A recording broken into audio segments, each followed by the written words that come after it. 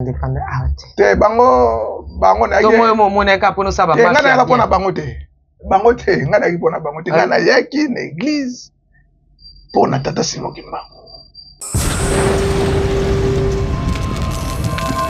Et peine à respecter ma norme. L'église. Oh, il y a l'église.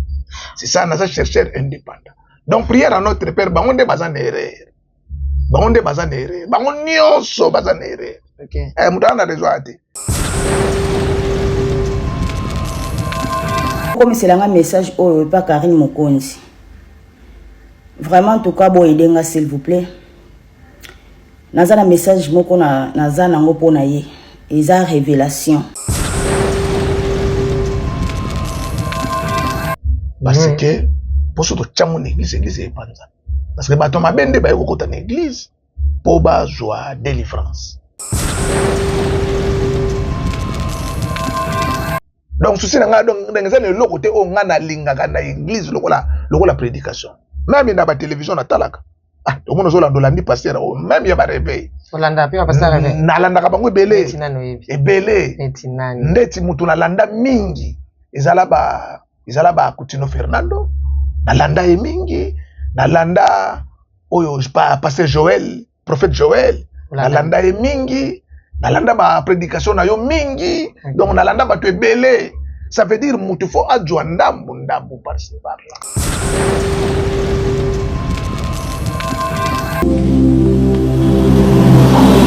Et le Seigneur me dit que il n'y a plus l'heure pour Koffi Olomidé. L'heure sont finies. Le Seigneur peut venir prendre Koffi Olomidé n'importe quand.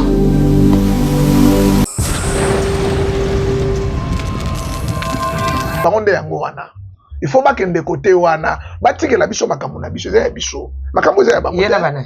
Hein? Ba mama na otia ba poza yimo. Te baza za mote baze belé. Nana. Isa ye mama na biso oyo yo pesa prophétie oyo. Na ba mama na biso oyo bakendaki lola. Hein? Ben mère na so kendaki lola. Or que na poste e en kamba combattre. Pardon Ziana. Mama wa kendel lola. Mère wa kendaki lola. Mère wa kendaki lola. Na bite transport azo tiango wapi. Na mama na biso oyo. Donc ba ko pesa prophétie ya Koffi Olomidé a opese les prophéties nini. Le bana banani na mama. Mama na biso oyo na mama na biso mususu wana. Mère na biso bala Yesu. Donc Dieu répond les pécheurs par le silence. Par le silence. Yango ce que moni ba français ba répond l'imbécile par le silence. Dans les options imbécile. Ba imbécile parce que répondre sur le silence. Yango moni na catholique ba kumisaka mama Maria. Parce que na moi bino bi otomo na mama mwende. Na catholique ba kumisaka mama Maria.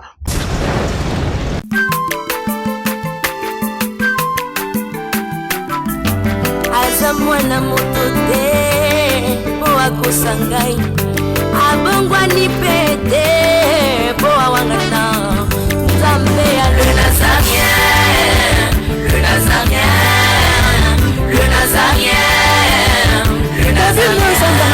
Bana kitoko koma mokondima atako babakolaki mafuta na mosakolima lelo ya yo bolingo ebateli le Nazareth lipamboli oyo monanaka tempeni mama kandelobi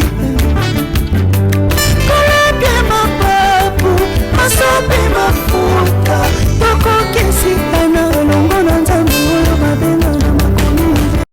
Si Dieu est pour nous, qui sera contre nous? Shalom. Et bienvenue chez Nazaréen avec la princesse de l'éternel, maman de Fenimokwa. Dans cette émission Table 7 qui réunit les hommes de Dieu autour des sujets d'importance et très capital. Croyez-moi que papa qui est déjà sur ce plateau, c'est mon invité spécial du jour. Mais avant toute chose, rendons grâce à Dieu à travers ces cantiques et on se retrouve tout juste après. Régie à vous.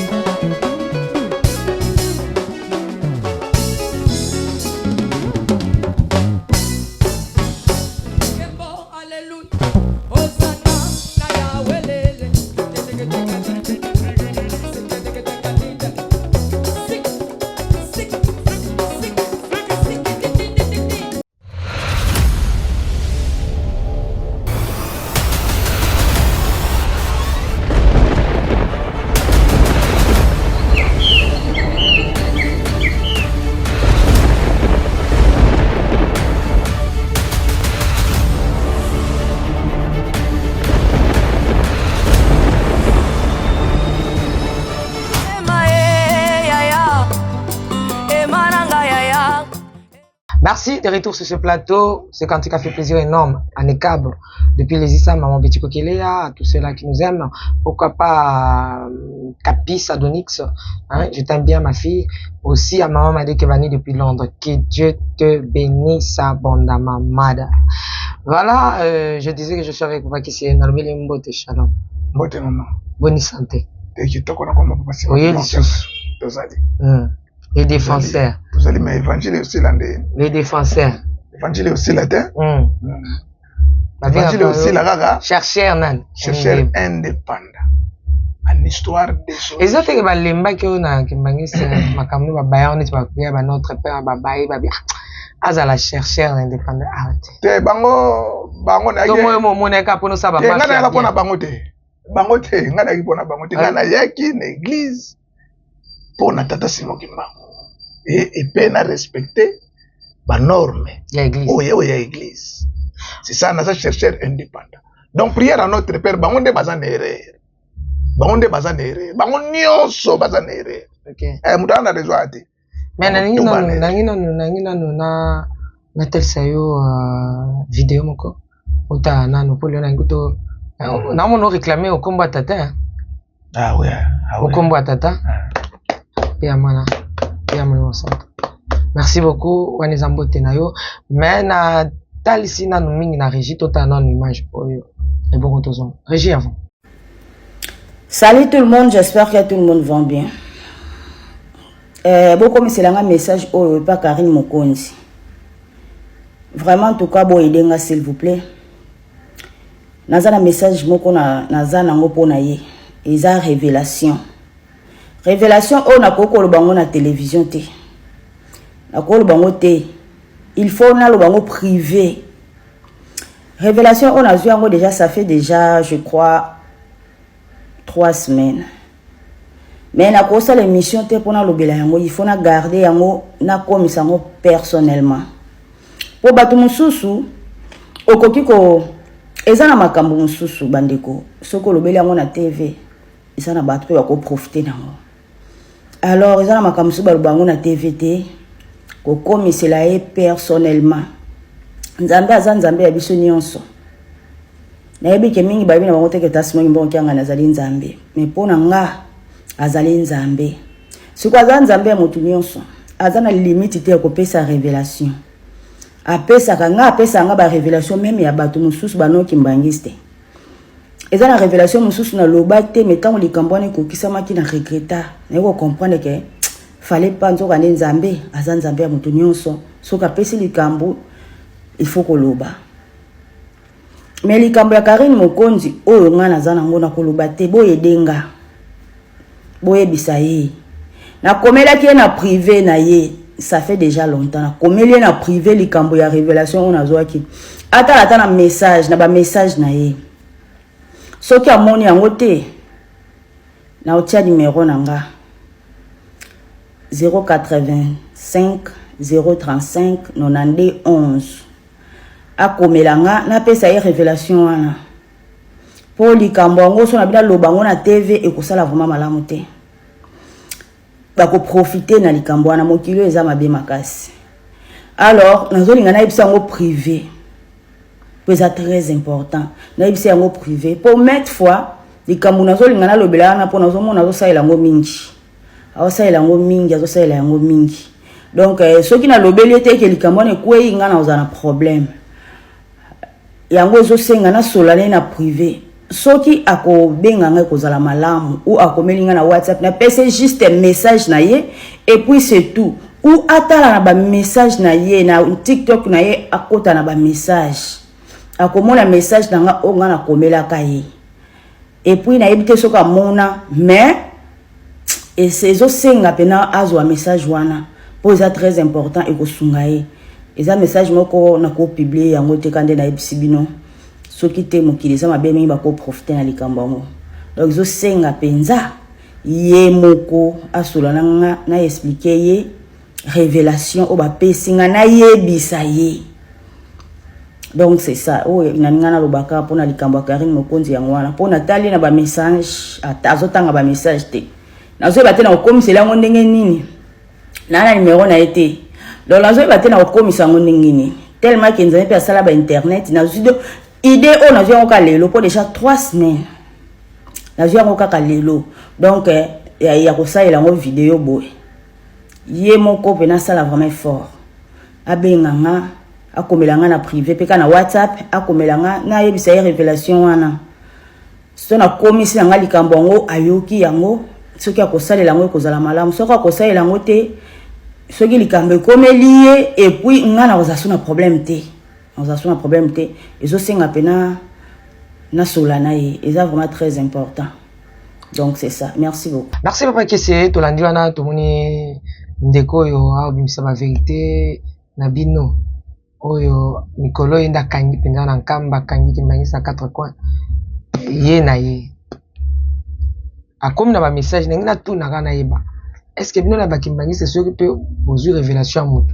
okoki pe okende pa na ye moko olobi ponga na yebi vraiment te toni to ba te be ba tuna kinga est-ce que onde ko si azo saleza na norme ya kimbangista bino bi opesa ba révélation opesa ba prophétie na bato directement au tali pasteur te ok na kotika mbala te biso mon église qui manque c'est église à molimo zalaka e maka ezaka donc ça li kamboye ba démontrer mais ça qui sous permettre parce que pour ce to mon église e panza parce que bato mabende ba yokota na église pour ba joie délivrance chose ko ba ye ale do ba ndiko détecter bango wane comme asko kibonganga comme kimbonganga donc l'église qui manque c'est ça et puis so yé soko moni yango bongo il faut que de yo moko webse kete namona ki ndoto moko boye namona ki vision moko boye papa abimela kinga Seigneur Jésus Christ abimela kinga kingandi songolo pakale bisinga boye pona yo boye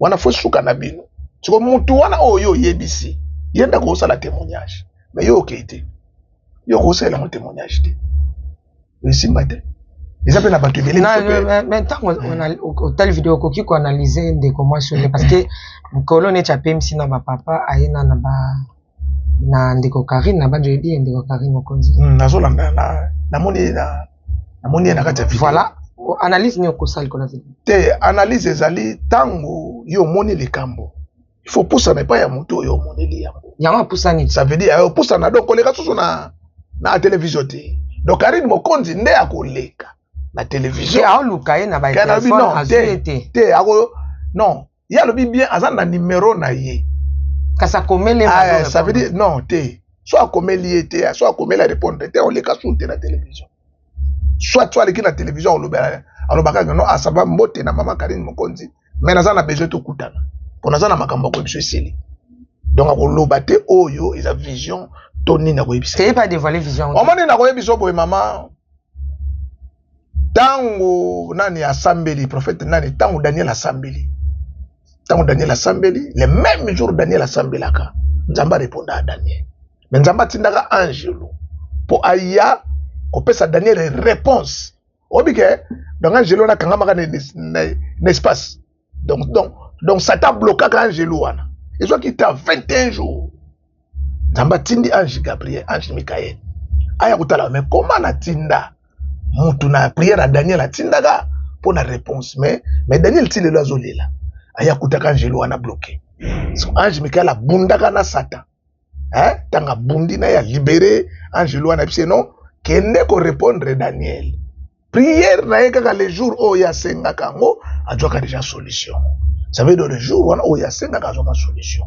siko blocage ezalaka na Satan donc tangu ye mama azwaki vision wana pona mama nani alors soit yebi adresse na ye soit koti na kati email na mon adresse na ye ageluke na ndako na ye soit koti afuye ya mon adresse na ye amona alors boso donc ayebisi esimbite ale basuka na mele kana réseau te soit leki na registre otango wana sko komi biloko ya ba tradi praticien olobi wana sko komi donc biloko oyo to benga do ya ba guerre voya obi ba guerre voya mais est-ce que maman ope ndenga bandi na eboye est-ce que akokipe ko koma ko mona bi makambo bato te omoni parce que alobana ba vidéo ni précédent que abanda ko mona makasi tanga za mona te kana bi moto na moto azana badon na ye nzamba sala ki badon na bato ebele moto na mutazana ndeti nga don nga eza évangélisation. Vous comprenez? Nga pesa ki nga évangile. C'est pourquoi na sala ki évangile. Donc en tout cas ndeti na église nakendaka na donc ndeti prière matinale nakendaka na 5 heures. Donc souci na nga ezala kaka donc na teya. Donc souci na nga donc ndengeza le loko te o nga na lingaka na église lokola prédication. Même na ba télévision na talaka. Ah, donc on zola ndolandi pasteur même ya ba réveil. Olanda pe pasteur réveil. Na landa ka bango belé. Ebele. Ndeti mutu na landa mingi. Ezala ba Coutinho Fernando. Na landa e mingi. Na landa oyo pasteur Joël, prophète Joël. Na landa e mingi. Na landa ba prédication na yo mingi. Donc na landa ba tu ebele. Ça veut dire mutu fo adjwa ndambu par-ci par-là. Na onyo sezo le kanenge mama Nicolas atikina ba papa mokoto. Asimbi ya toeki. Est-ce que place pas que et salir image église tezo? Te, ça veut dire quoi? Omoni tolobela o eza solo. Hein? Parce que place père aza moi naza neloko sala souté. Le père ne fois sala. Mais so moi na bando sala na place ya père. C'est que bandi ko diminuer force ya père. Vous comprendre? Ok. Alors donc père azali. Parce que balobi soko tangi na 1 Corinthiens chapitre on a 1 Corinthiens chapitre 15 24. Babi ensuite il viendra à la fin quand il remettra le royaume à celui qui est Dieu et Père. Virgule. Dans 28 balobi lorsque toutes choses lui auront été soumises, le fils lui-même sera soumis. Bon tant au fils na ce qu'on a balobi afin que Dieu soit tout à tous. Comprendre? Ça veut donc on a minute nzambe ndaza nyonso. Na nyonso. Pona nyonso. Ça veut dire donc mutu ko sala lisu likamute na kombo ya nzambe ye mokwaza. Te lobake nzambe soka lakisi yo. Ça veut dire l'action vision pona l'humanité. Ça c'est autre. Mais pona danger ya mutu. Na oleka ndeti ngai naza na vision. Donc on a un court espace. Ya prière à notre Père pona détecter Bible. Ezali donc tokosalango donc chaque chose a son temps. Et jour wana na bike mama na mundu ki ko beta et puis église na moma wana alors donc ko directif mosusu. On a directif parce que pour nanu to komi yangote pour chaque chose a son temps. Est-ce que ko perception na mibeko ya makambo tali prophétie message na église ki mangi ça demandé. Te biso na église ki mangi c'est prophétie to saka na prophétie tata Simon ki mango atika. Donc to la de la kaka moko bon pesa na prophétie te que personnellement bon te nengo za boye c'est ça là te nengo za boye te attendez pardon balobi na biso a fait que Dieu soit tout pour tous biso soki toza na problème quel que soit bakanga na bandoki basolo mabe soke na nkamba papa lo bakamba kasi na mabondeli parce que na mabondeli ne to benga na délivrance délivrance. Na délivrance baleksa mutu bakende ko délivrer telote ba de so la délivrance ne. Mama yo yebike yo donc so leksa mutu pas na délivrance c'est pas nani. Par exemple pour donc moni mutu pour a délivrer mutu fois à la saint. Parce que so mi mutu na délivrance na maboko ndoki. Yebaka donc ko amfute mutu wana. Ako amfute. Ça veut donc mutu fois le cas délivrance na mutu à saint. Donc sans cela délivrance est aussi mbati. Et aussi, c'est pourquoi pourquoi lelo moni ba kuluna ba komebele ba makambabe komebele lelo ba délivrance ça le manab église mi pepe wana nyo surtout wana ça la ba dega na ba quartier et baby ça ba makambobele pourquoi il y a que pas été or que celle nzambe ndako ça la délivrance moni Jésus que ça la délivrance na mutalibo mawana ajoka mulimo wana tika ngo vidité atinda ngwe pai ikoti na bangolo.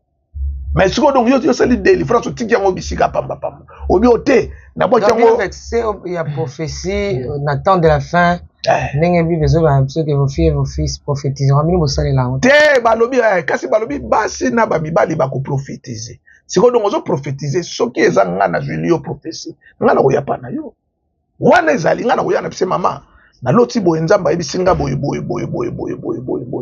na bisa ko prophétie na bisa ko moko na mona kana prison c'est na expliquer kayo mais exactement loko na oleka na te yango balobi so mutapesi na gauche droite yeba te parce que ça secret ça pasala que même Jésus Christ tant abikisi mutu na ibisie okende ko beta li solote okebeta li solote tika mobo. Même ba professeur papa Simon Kimbangu aussi comment ya kala il y a actualité aussi que te professeur mo tata Simon Kimbangu ya kaleza te tu connais papa Simon Kimbangu oyo kutu dongo to kozela nde ya danse kutu dongo ya onde to kozela parce que papa Simon Kimbangu prophétie ya suka o biso to kozela ya danse eza mbangala après nde to kozwa naissance ya roi divin donc sans que roi divin aya mboka ebonga te o tout ozomona o bamba zéro parce que faut roi divin aya parce que donc tango roi divin akoya ça veut dire donc tango babenge roi divin ça veut dire ça donc avec plein de divinité na kata nzoto na ye wana nde ya ko gérer par nzambe parce que pouvoir satana abotolaki yango déjà Satan a déjà azwaka donc depuis péché ya Adam na Ève hein donc déjà pouvoir Satan azwaka yango zomona tokosala faute oh na tuli na mukolo papa Simon Kimbangu kyanga na ozala te maloba nini oyo ya ba prophétie nde botanga lelo ya papa Simon Kimbangu te papa Simon Kimbangu ozala te na lobby papa Simon Kimbangu kyanga ni poeza nzoto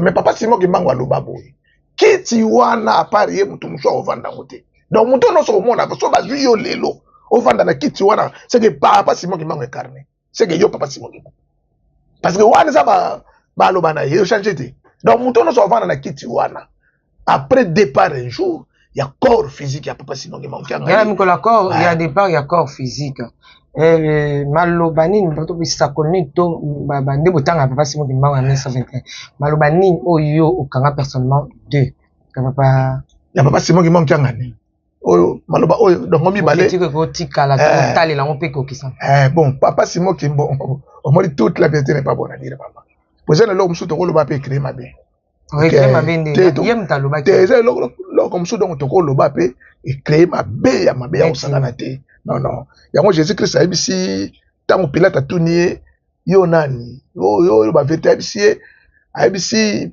Jésus abisi Pilate songa na tuni yo question yo répondre ngate mais so yo tuni nganga na répondre yo ça veut dire batune qu'est-ce que la vérité a répondre a été ça veut dire ezaki biloko oyo so a répondre ki yango elinga o créer ka po ya mukalo ba ki déjà créer ki mais ce que so etikala ka loba o etikala ki na ye elinga o créer ka vérité elinga o créer ya da ça veut dire ça na ba biloko oyo so donc to lobi yango ndeti sikoyo eko créer mabe mais ndeni ya papa Simon Kimbangu botanga ngo omoni bekasa na biso mama chaque chose à son temps. Chaque chose à son temps. On m'a dit l'autre côté de na tout une question mon souhait pénal sur na papa Simon Kimbangu kyanga meilleure lité ya nae po na yozala meilleure lité ya nae o papa Simon Kimbangu kyanga ni ate ya kabisa libonde la tongo toko ta soirée makasi na mabonde do meilleure lité te na bina maté nini sur landa no landa ba pasteur lité ya nini o sepela ya 1900 combien ya 2000 combien o yo ate ya o sepela na onani oyo donc lité o papa Simon Kimbangu kyanga ate na sepela nango ezaka lité ya bato no sto bakenda bazonga bato no so bakenda bato no sto bakima lingomba bazonga yango nde yo sepela yango ndo moni mai sepelisa mikolo ezaka yona ya tenga na ngai ozela ka bazonga miliki wana za milika ni doti na mwa kopo mai atiza wana ya moto na obeta ngona na bere manteka te mebere OK parce que balobi nzamba tindaka séparation te nzamba salaka nini nzamba sangisaka bato mais papa alobi bozonga bino nyonso to eza na nzembo moko toyembaka na église kimbangiste boyangi andiki kisalukiame bon rigueur te oyemba ngo na nde nayebeli yango boyangi andiki kisalukiame lumwangane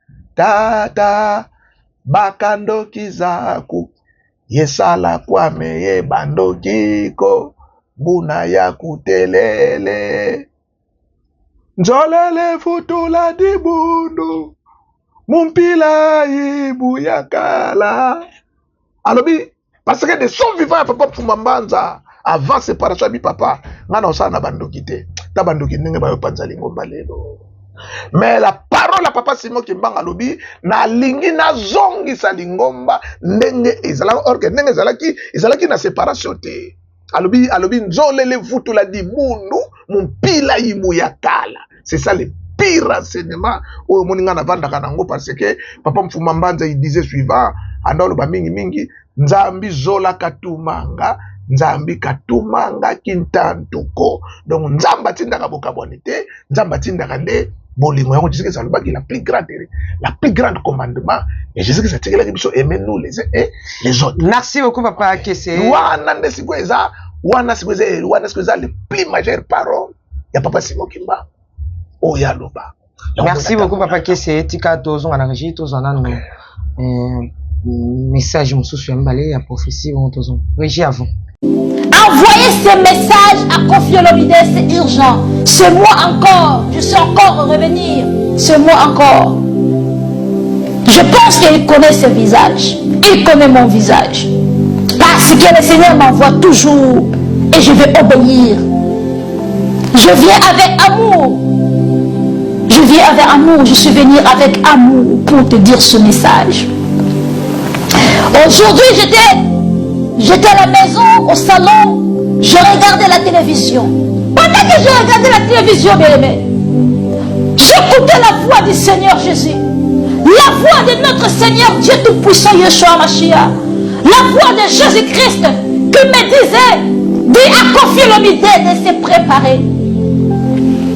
Dis à Koffi Olomide de se préparer. Il n'y a plus l'heure. Il n'y a plus l'heure. La mort de Koffi Olomide est proche. Dis à Koffi Olomide de se préparer. Dis à Koffi Olomide de se préparer. Papa Koffi Olomide, le Seigneur m'envoie encore pour te dire ce message. Écoute, étudie la parole de Dieu. Étudie le message du Seigneur. Le Seigneur m'envoie encore et encore. Le Seigneur me dit, prépare-toi. Car il n'y a plus l'heure. Les temps sont finis. Les temps sont finis. Le Seigneur t'avait donné beaucoup de temps. Le Seigneur a envoyé ses serviteurs. Le Seigneur il a envoyé ses servantes. Nous avons parlé. On a donné des messages. Maintenant le Seigneur veut faire quelque chose. Le Seigneur me dit, va et dis à Koffi Olomide de se préparer. Dis à Koffi Olomide de se préparer. Parce que la mort est à la porte. La mort est déjà là. Bientôt le Seigneur va prendre Koffi Olomide. Je suis vérité, je suis vrai. Le ciel est ouvert. Le ciel m'attend. Le Seigneur me dit, dis à Koffi Olomide de se préparer. Dis à Koffi Olomide de se préparer parce que la mort est déjà là. Dis à Koffi Olomide de se préparer. C'est pourquoi je suis venu. Je ne voulais même pas faire la vidéo aujourd'hui. Alléluia. Mais le Seigneur me dit, va et fais ces vidéos. Transmettre ce message urgent. Dis à Koffi Olomide de se préparer. Je suis venu dire, Jésus-Christ est témoin et le monde entier est témoin. Sont témoins. Je ne vais pas être comme Jonas. Je ne vais pas être comme Jonas. Moi je fais ce que le Seigneur me demande de faire. Et le reste le Seigneur fera. Alléluia. Que la gloire revienne à Dieu, bien-aimé. Ce n'est pas la première fois que je puisse venir ici pour donner des messages à Koffi Olomide. C'est plusieurs fois. J'ai donné beaucoup de messages pour Koffi Olomide. Ce n'est pas par ma volonté. C'est par la volonté de Jésus. C'est par la volonté de Jésus-Christ. C'est lui qui m'envoie. Je n'ai pas le choix. Parce que je l'aime. Je dois obéir à la voix du Seigneur. Parce que c'est lui mon roi. Le Seigneur me dit, dis à Koffi Olomide de se préparer. Il n'y a plus l'heure. Il n'y a plus l'heure. Je ne veux pas que ce soit trop tard un jour, tu vas commencer, ce sera déjà trop tard, tu vas commencer, tu vas toucher la tête, mais ce sera déjà trop tard. Après la mort, il n'y a plus la repentance. Après la mort, il n'y a plus le pardon. Après la mort, tu ne vas pas demander pardon à Dieu parce que le Seigneur ne va pas t'écouter. Quand tu es sur terre, c'est le temps de se préparer, de mettre ta vie en ordre. Quand le Seigneur me dit prépare-toi, cela me dit mets ta vie en ordre. La mort peut venir n'importe quand. À quoi sert de résister à la voix de l'Éternel? Marche dans l'obéissance. Marche de l'amour de Dieu. Laisse toutes les histoires que tu fais. Laisse le fétiche. Laisse la magie. Laisse tout ce que tu pratiques. Parce que le Seigneur m'a montré que tu pratiques toutes ces choses. Et le Seigneur te dit aussi de se repentir. De se repentir. De donner ta vie complètement à Jésus-Christ. Que tu donnes ta vie entièrement à Jésus. Que tu sois tout entière à Jésus. Pas un pied dehors, un pied dedans. Non. Pas un pied dehors, un pied dedans. Non. Tout en Jésus. Tout en Christ. C'est ça que le Seigneur veut. Parce que le Seigneur m'a dit de venir te dire prépare-toi. Prépare-toi, Koffi Olomide. Prépare-toi, Koffi Olomide. Oh, je n'ai pas donné le message. Oh, je n'ai pas dit, voilà, j'ai fait ce que mon maître m'a dit. J'ai fait ce que Jésus-Christ m'a dit. Moi, je n'ai plus de problème. Je n'ai plus de problème parce que je suis venu faire le message du Seigneur. On est déjà la nuit. On est déjà la nuit. Mais je préférais de faire ça. Parce que le Seigneur m'a dit, tu dois faire ça aujourd'hui. Et je fais ça. J'ai obéi là. Nuit. Quand le Seigneur m'a dit cela, j'étais rempli du Saint-Esprit et je bougeais, tout mon corps bougeait. Je criais, je bougeais, mon corps bougeait. J'étais rempli du Saint-Esprit. Quand le Seigneur me dit, dis à Koffi Olomide de se préparer. Dis à Koffi Olomide de se préparer. Parce que la mort est à la porte. La mort est déjà là. Il n'y a plus le temps. Il n'y a plus le temps. Quand le Seigneur me disait, mon corps bougeait. Je criais tout mon corps. Je bougeais. J'étais rempli du Saint-Esprit.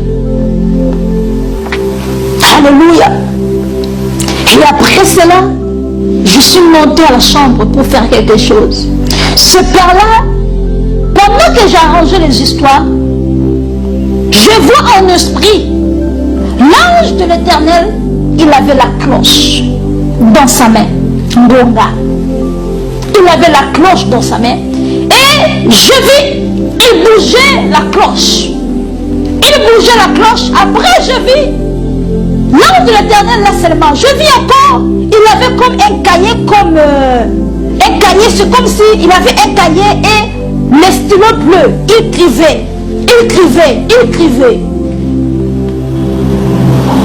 Et le Seigneur me dit que il n'y a plus l'air pour Koffi Olomide. L'air sont finis. Le Seigneur peut venir prendre Koffi Olomide n'importe quand. Il avait déclaré, le Seigneur ne fait rien sans avoir révélé à ses serviteurs, les prophètes.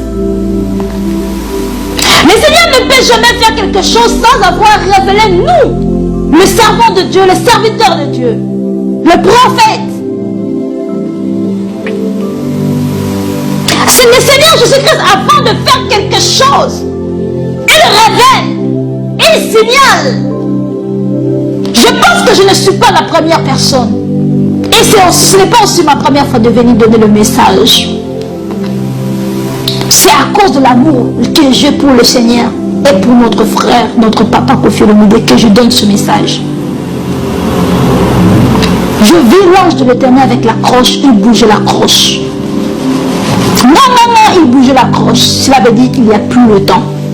Les temps sont finis. Et après, je vis, il avait les cahiers, il écrivait avec le stylo bleu, il écrivait. Le Seigneur me dit, il n'y a plus le temps pour Koffi Olomide. Il n'y a plus le temps, les temps sont finis. Les temps sont finis. Donne ta vie à Christ. Marche de la crainte de Dieu. Cherche le Christ, répands-toi.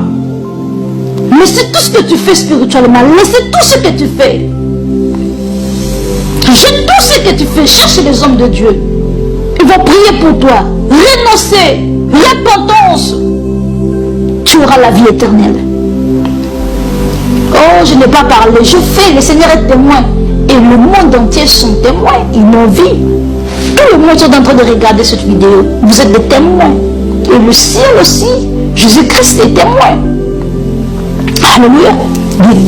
Nous allons lire sur Matthieu. Nous allons lire sur Matthieu. Matthieu chapitre 10. Bien aimé, quand nous donnons des messages comme ça avec amour, mais les gens que nous transmettons le message, c'est eux-mêmes qui viennent encore pour nous attaquer. Ça fait mal. Moi, je suis venu donner le message du Seigneur. L'avertissement du Seigneur. Le message de Jésus-Christ. Et je t'ai donné le message avec amour. Mais tu vas venir encore m'attaquer la nuit. À cause du message du Seigneur, tu vas venir m'attaquer. Si tu viens m'attaquer, tu ne vas pas m'attaquer, mais tu vas attaquer Jésus-Christ lui-même. Parce que c'est lui qui m'a envoyé. Merci de retour sur ce plateau. Papa Kese, maman ou ya pixel qui batu. Tanga komba kimbango magicien. Ah oui. Selon ba message nous avons oui, mais lelo oui. Blasphème contre le Saint-Esprit. Lelo ayeli makambo na binote. Alobel makambo ya Kofi et les autres. Alobel Kofi nini? Kofi ça nini? Olandite.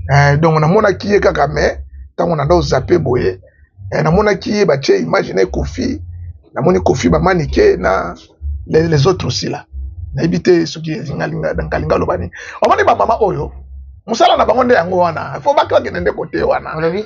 Musala na bango nde yango wana. Ba mama wana. Musala na bango nde yango wana. Il faut ba kende côté wana. Ba tikela biso makambo na biso za biso. Makambo za ya bango. Yela bana. Ba mama na otia ba poza yimo. Te ba za mote ba zebele. Nana. Iza ye mama na biso oyo yo pesa prophétie oyo. Na ba mama na biso oyo ba kendaki lola. Ba mère so kendaki lola. Or que na poste en kamba combattre. Pardon Ziana. Maman wa kende lola. Mère wa kende lola. Mère wa kende lola. Na bite transport zo tiango wapi. Na mama na biso oyo. Donc ba ko pesa prophétie ya Kofi Olomide a opese les prophéties nini. Le bana banani na mama. Maman na biso oyo na maman na biso mususu wana. Mère na biso bala Yesu. Il s'appelle comment encore? Elle s'appelle comment? Et donc bangono surtout wana bangono bazala makambo na bango basalaka. Mais oyo eza ya Nzambe. Omoni tango bana Israël babimaki na Égypte. Et pas qu'est-ce aussi c'est un courage à faire. Donc omoni tango bangono surtout. Otie mama garda. Nabi otie te basa kutebele wana na ntua. Otie na mama wana na ntua. Quatrième na ocha prophète. Quatrième na ocha prophète. Prophète. Or que Jésus-Christ tango Marquis tango Pierre kataki lito ya Marquis abisete yo ko bundela Nzambe te obimise fene ya obimisa Nzambe petit mamuke. Jésus soki liboko achaki azongisaki donc lito ya Marquis. Mais siko tango batu batake par exemple pasteur Walesa ye aleki à répondre alandi donc alandi kwanga ça veut dire donc aza prophète ya kwanga. Vous comprenez, ça veut dire donc on a silence à répondre. Yango moni Nzambe a considéré mutu nyosto comme un imbécile. Pourquoi babi on répond imbécile par le silence. Yango moni mutu tia sala kama sumu Nzambe avandi à répondre batu na silence. Prise à souke zaka aliwa. Yango moni mutu to sala kama sumu pa Nzambe bima imbécile. Nzambe pas répondre na silence. Na silence avant neka nie mais prise au joie kaka. Poato mati otika mapangu otika mitituka donc Dieu répond les pécheurs par le silence yango siko moni ba français ba répond l'imbécile par le silence dans ma absence l'imbécile ba imbécile parce que répondre à silence calme là donc yes ngeli ta répondre et monsieur Sidi voilà vraiment ça c'est la fin de cette émission voilà nous sommes arrivés vraiment à la fin de cette émission donc retenez que pour ça on continuer parce que ça ça maman c'est ça la tête retenez que donc pour musala faut baba sala yango ana donc à 5 6 bango nyos ndeti pardon comment on est beré des amis ndeti prophète a commis erreur. Or que faut pas ça la dio na basankara de kuta. Na pesi sankara mbote. Il faut pas ça de dio na basankara. Prophète na tira na bane batala ouais. Ça veut dire faut pas ça la dio na basankara. Yango balobi ba ramasser tant ban Israël babimaki d'Égypte. Et ça na bateau balanda ki bango mais parce que ban Israël té. Bateau lande bango wana nde ba ko boma Jésus-Christ. Mais Jésus-Christ sabi ennemi na yo. Eza mutu oyo azo finga yo na musika te, mais eza mutu oyo za na epe pembeni. Donc les faits y a l'intervention, il devient déjà ennemi à. Voilà, papa qui c'est mais à la dernière là, hein. Pour n'enga sala qui on a dit que Walesa pas Alessaki. Alessa qui mais pasteur Walesa. Yo zanga Nzambe. Tango zanga Nzambe papa mfuma longa tigela ki biso rubrique mo ka biso mutu nyosto oyo babengi pasteur il faut respecter. Donc beaucoup lekele na makambo ngo lobela te. Mais il y a des faux prophètes. Il y a des faux prophètes. Donc représentant na bango eza Délimas oyo babengaki bar Jésus azaki faux prophète na ye abotaki pe ba faux prophète nde babimaki mais basala erreur babosani nzela baye kota makambo nzambe orkete fo bakena wenge muzika. Ok, merci beaucoup papa Kese. Na mono tie groupement ya ba mama oyo bazali sanga moko tie mama Gerda, tie mama ya Pinda abi azuki lo la mikolo pamba, tie pe prophétesse oyo azo wa boya ribino, tie susu na mama na biso oyo na boya biso. Mama abaki ki bafuka mena kimbango tete. Prophétesse na oyo ototia. Ya zolanda Kofi Olomide mi depo apese moi makasa. Yango mona moni koto ya yaki mutu mo akipete balombi te. Nda beti tour là autant ba faute selon les autres mamans baza ba ta catégorie ça peut catégorie yo zo ki ba maman mais ba maman ba tei ba maman ba sa ba yembi mais groupement au pena penza baza pas mfumo alongo atika lete oyo abi mwasi na mobali prière o nzamba zwa kakal eza ya mama abi non mona ka mama za wana o maza vrai mama so afukami asambe minute ezebele nzamba jwa yo mona kate o mona ka bakanyi mwana o mwana wana kuluna o mona tata bakepsa papa bakanyi mwana bia alongba mona mama olanda po mama banga mundu kite ata boche papa bo mapona mwana mais ayebike mwana aza moyibi mais mama zolanda mwana c'est pourquoi moni mama Marie yango moni na katoliki bakumisaka mama Maria parce que ngamwe bino be otombola mama na katoliki bakumisaka mama Maria pourquoi batalaki forme na fond oyaza omoni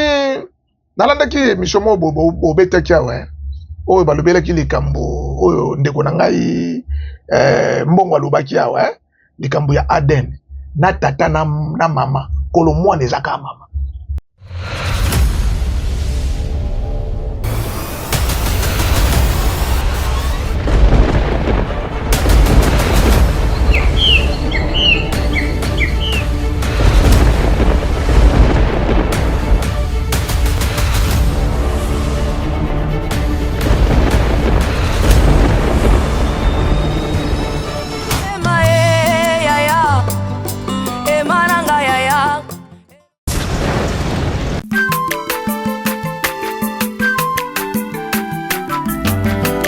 Mwana moto te po akosangai abongwani pete